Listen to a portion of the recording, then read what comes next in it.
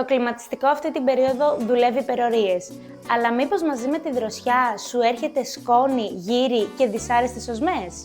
Είμαι η Σία από την Durostick και σήμερα θα σου δείξω πώς να έχεις πάντα καθαρή και υγιεινή ατμόσφαιρα στο σπίτι σου με το ισχυρό ευδιασπόμενο καθαριστικό BioCleaner Condition της εταιρείας μας, χωρίς αμμονία και χωρίς άλλες βλαβερές χημικές ουσίες. Είναι πανεύκολο. Πάμε να δούμε την εφαρμογή του. Αφαιρούμε τα φίλτρα της εσωτερικής μονάδας, τα ψεκάζουμε, αφήνουμε 5 λεπτά να δράσει το υλικό και ξεπλένουμε με νερό.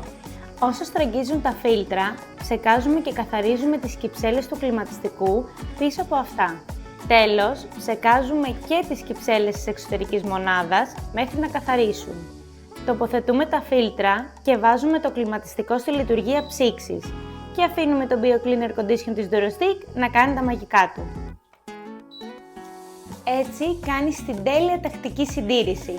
Διατηρείς την απόδοση ψηλά, τον αέρα καθαρό με άρωμα φρεσκάδας και καταναλώνεις λιγότερο ρεύμα.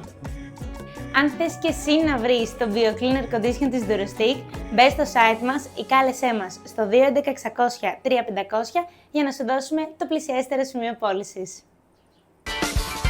Durostick για κάθε χρήση, Durostick υπάρχει λύση.